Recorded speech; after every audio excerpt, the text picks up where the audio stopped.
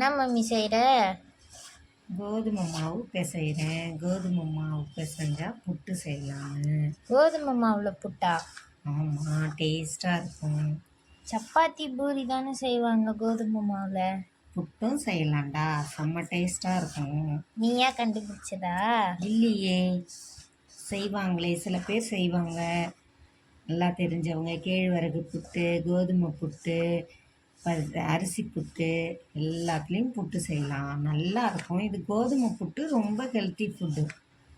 சரி, எப்படி செய்யணும்னு சொல்லி எனக்கு. இது என்ன பிசைஞ்சிட்ருக்கேன்னா, நல்லா பிசையணும். அது கட்டி இல்லாமல் அழகாக உப்பு தண்ணியில் நல்லா பிசைஞ்சிட்டா அழகாக வரும். புட்டு சாப்பிட்றதுக்கு டேஸ்ட்டாக இருக்கும். உப்பு தண்ணி போட்டு நல்லா பிசைஞ்சிக்கிட்டு வேக வச்ச பிறகு நான் உனக்கு காட்டுறேன் பார். மாமி, தேங்காவை அழகாக எடுத்துட்டீங்க. அது என்னமோ முத்தி போச்சு போல் இருக்கு. அது அப்படியே உடைச்சா தண்ணியும் இல்லை, ஒன்றும் இல்லை, அழகாக வந்துருச்சு. சூப்பராக. இப்போ இதை திருவி புட்டில் போட வேண்டியதுதான். அரை மூடி திருவியாச்சு. இப்போ இனிமேல் வெல்லம் இடித்து கொட்டி அப்படியே போட்டு கலக்க வேண்டியதுதான்.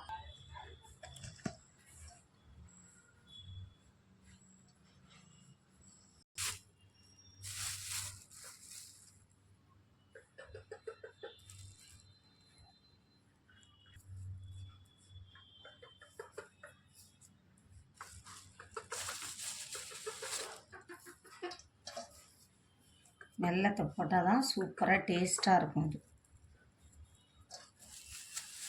வெல்லம் வச்சு சாப்பிட்றது தான் செம்ம டேஸ்ட்டாக இருக்கும்.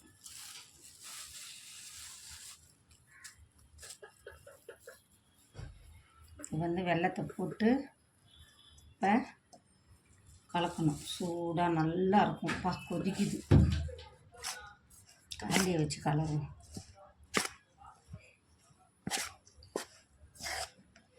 கலர்ஃபுல்லாக இருக்கும்.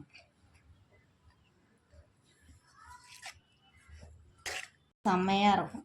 கோதுமை புட்டு வாசனையே செம்மையாக இருக்கும். தேங்காய் திருவி கொட்டி அழகாக நல்ல இரும்பு சத்து, வெல்லம்,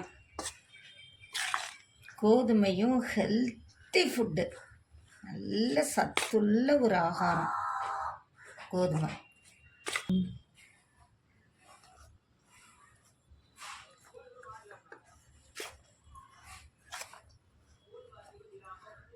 வெல்லம் தான் இப்போ நம்மளுக்கு கட்டி கட்டியாக இருக்கும் எடுத்து சாப்பிட.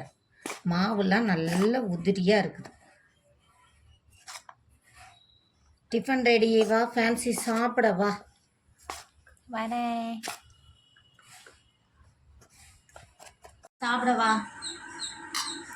வரேன்.